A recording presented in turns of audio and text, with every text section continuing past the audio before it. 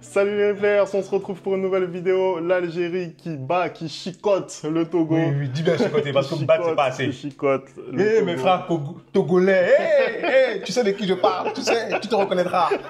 C'est pas bien ce que vous faites. Allez, n'hésitez pas à nous donner votre avis sur ce match et nous on va en parler tout de suite. C'est parti générique.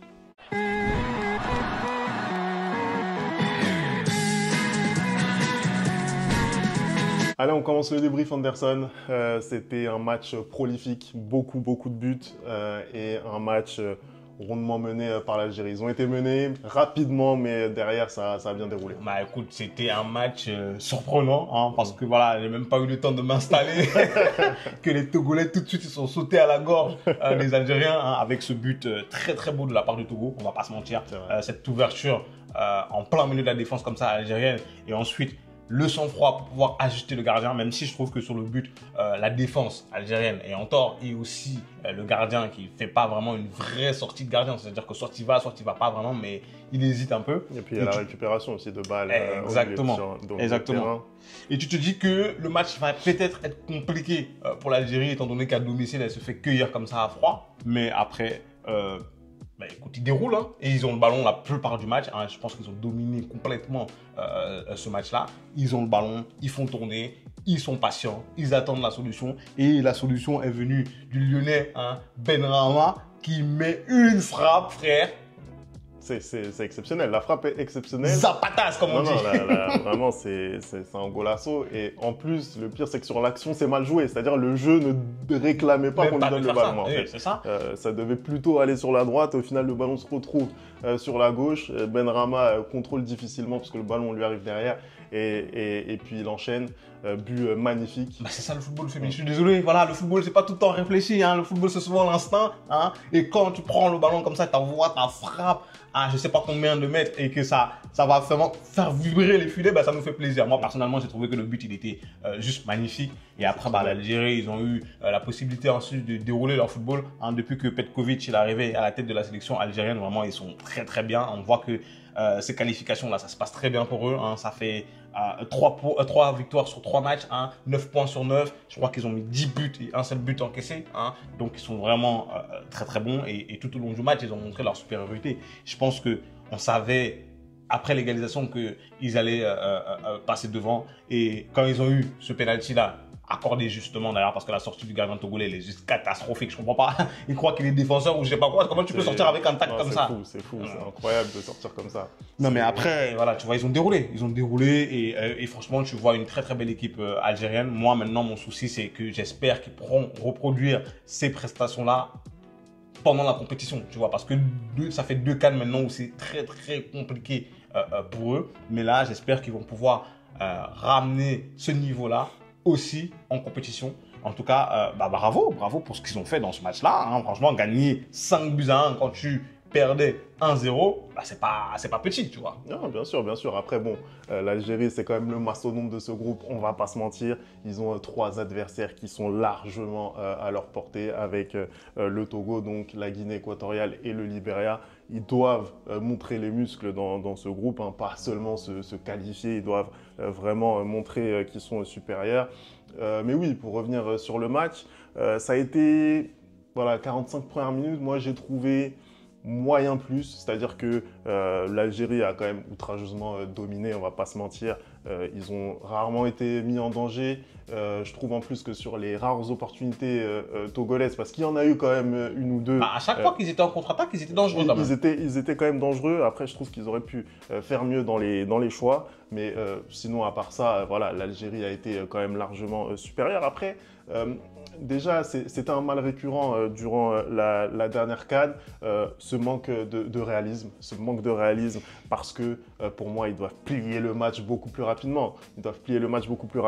Et justement, je veux te parler, tu parles de manque de réalisme, et je pense que le joueur qui a le mieux cristallisé ce manque de réalisme, c'est Bounedjah. Hein. Il y a 2-3 occasions doit finir. Hein.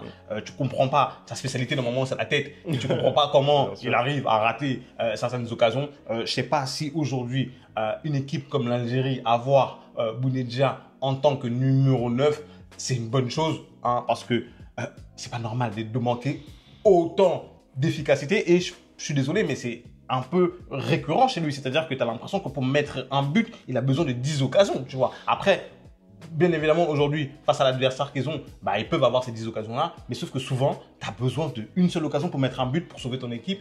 Et il faut un attaquant très, très efficace dans ce cas-là. Après, bon, déjà, il est décisif de par le penalty qu'il obtient. Ça, on va pas lui Oui, enlever. non, par contre, pour les appels pendant le match, tout ce qui est appel, tout ce qui est déplacement, il est très, très bon. C'est ce que j'allais dire, tu m'enlèves les mots de la bouche. C'est qu'en fait, au final, c'est quelqu'un, en fait, c'est une tannée de le marquer pendant 90 minutes, on va pas se mentir. Le gars, il est hyper actif, il fait que courir, il arrête jamais, il se bat tout le temps. C'est franchement, pour une défense, c'est horrible, c'est horrible, c'est horrible. Et en fait, au final, tu te retrouves forcément à un moment donné, par tous les efforts qu'il va faire, ça va forcément payer. Là, en l'occurrence, sur le penalty, même s'il arrive assez tôt en deuxième période, bah, ça permet justement à Benrahma de signer le doublé.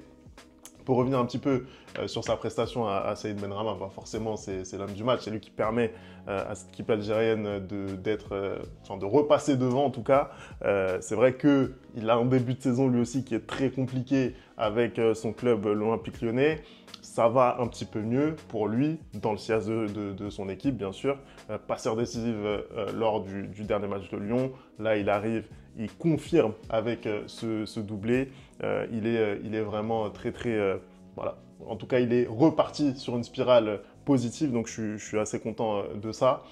Et après, pour le reste, je pense que ce qui a été intéressant aussi, puisque l'Algérie a quand même forcé la décision, elle a fait son écart plutôt dans la dernière partie du match, bah, ce qui a été intéressant, c'est le réservoir Anderson de cette équipe. Exactement, c'est-à-dire que là, Petkovic, il a fait des changements qui ont été payants, c'est-à-dire que des changements gagnants, étant donné que quand même 2 des entrants ont marqué. On a Amine Gouiri de Rennes qui est venu conclure sur le 4e but, il me semble, là où il y a une passe en profondeur, le gardien repousse et lui, il vient finir l'action. Et on a Amoura qui met le 5e but, magnifique d'ailleurs ce 5e but, vraiment une construction magnifique, c'est vraiment le football qu'on aime. Et d'ailleurs, la dernière passe, je crois que c'est qui fait la dernière? C'est Bounedjah, d'ailleurs, je crois, oui, c'est ça, c'est Bounedjah.